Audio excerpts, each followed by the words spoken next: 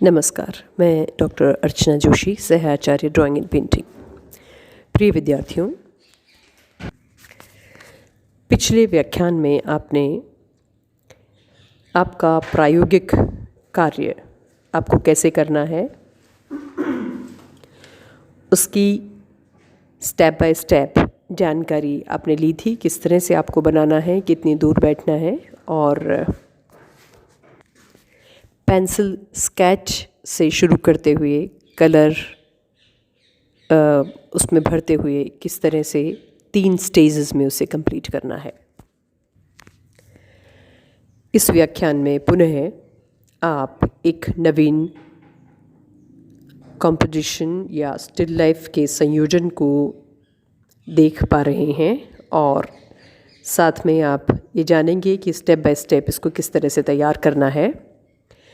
सबसे पहले ये जो सामने आपको स्टिल लाइफ का मॉडल रखा हुआ नज़र आ रहा है, इसे ध्यान से देखिए और इसके पश्चात आपको एक कॉपी या एक शीट पर इसके स्केच की प्रैक्टिस आरंभ कर देनी चाहिए। स्केच जब अच्छे से बन जाए तो और ये ध्यान रखें कि स्केच आपको हल्के हाथ से बनाना है।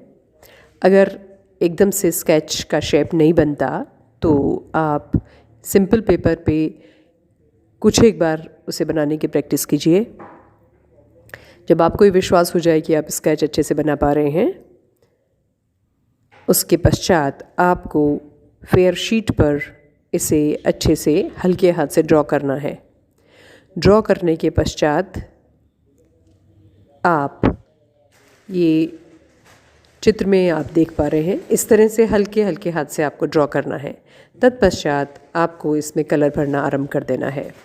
कलर भरने के लिए आपको कुल 3 स्टेजेस बनानी चाहिए।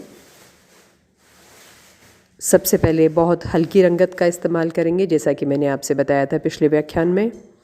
बहुत हल्के रंगों का प्रयोग करते हुए आपको फिर आगे बढ़ना है।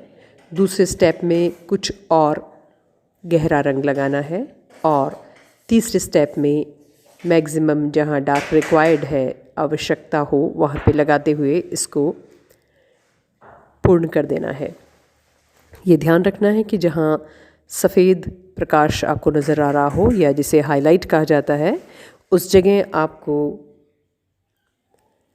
पानी जल भी नहीं लगाना है और रंग तो बिल्कुल नहीं लगाना है।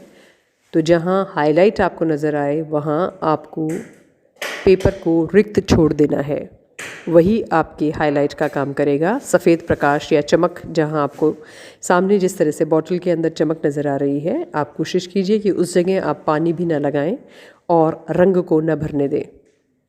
तो ये जो स्पेस आपकी वाइट छूटेगी, ये आपके लिए हाईलाइट का काम करेगी और चमकते हुए प्रकाश का प्रतीक बन जाएगी। पहला स्टेज आप देख रहे हैं।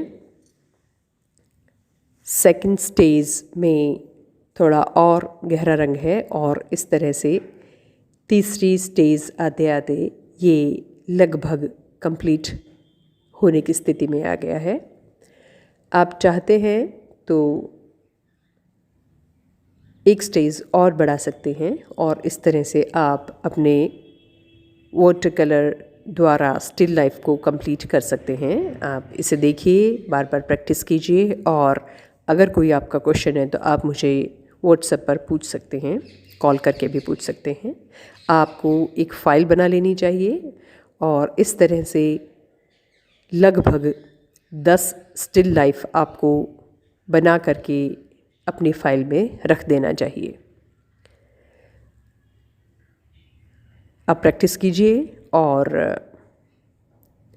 अपने प्रश्न मुझ तक पहुँचाइए। धन्यवाद।